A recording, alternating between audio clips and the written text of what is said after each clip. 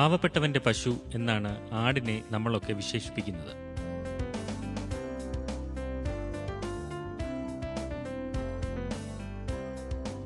സാധുപ്രകൃതമുള്ള ഈ മൃഗത്തെ കുട്ടികൾക്ക് പോലും കൈകാര്യം ചെയ്യാം.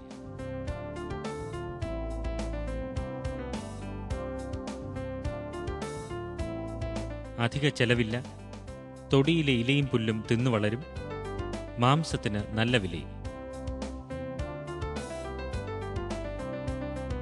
ഇക്കാരണങ്ങളാൽ ആടുവളർത്തൽ രംഗത്തേക്ക് ഇന്ന് ധാരാളം കർഷകർ കടന്നു വരുന്നുണ്ട്.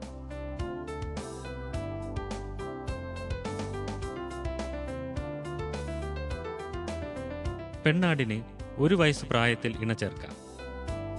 ഇണചേർത്ത് 6-ാം മാസം പ്രസവിക്കും. ഒരു പ്രസവത്തിൽ കുറഞ്ഞത് 2 കുട്ടികളുണ്ടാകും. 6 മാസം വളർച്ചയെത്തുമ്പോൾ ആട്ടിൻകുട്ടികളെ വിൽക്കാം. ആട്ടിറച്ചി കിലോയ്ക്ക് കുറഞ്ഞത് 150 രൂപ വിലയുമുണ്ട്. സംഗതി കൊള്ളാം.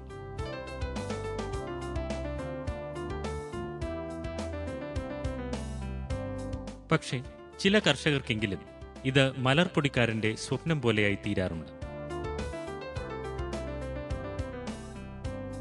പ്രധാന പ്രശ്നം ആട്ടിൻകുട്ടികളുടെ മരണം തന്നെ. ആട്ടിൻകുട്ടികളിൽ മരണനിരക്ക് കൂടുതലാണ്. പോഷകാഹാരത്തിന്റെ കുറവ് മൂലമാണ് ഏറെയും മരണപ്പെടുന്നത്.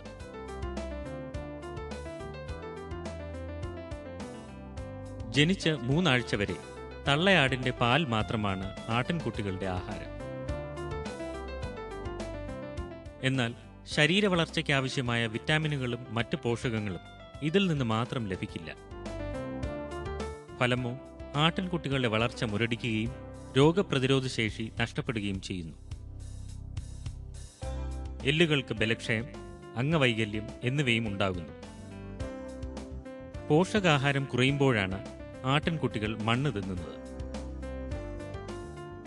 ഇത് വിരബാധയ്ക്കും വയറിളക്കത്തിനും കാരണമാകുന്നതിലൂടെയും മരണം സംഭവിക്കാം.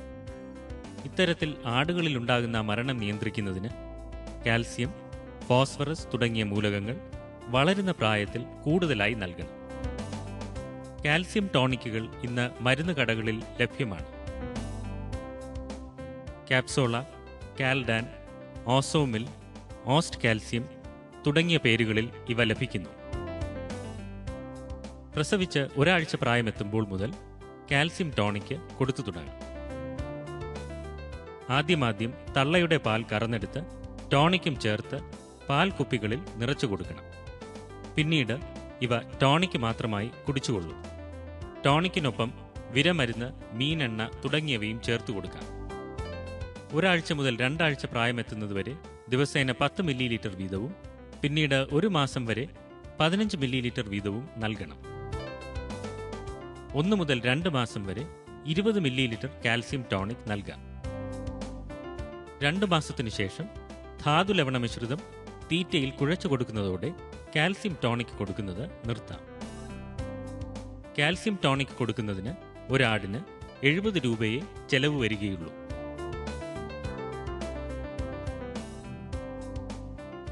പക്ഷേ ആട്ടിൻകുട്ടികളിലെ മരണനിരക്ക് കുറയ്ക്കുന്നതിലൂടെ ഇത് കർഷകർക്ക് നൽകുന്ന ആദായം നോക്കുമ്പോൾ ഇതൊരു ചെലവേ അല്ല എന്ന് കാണാം.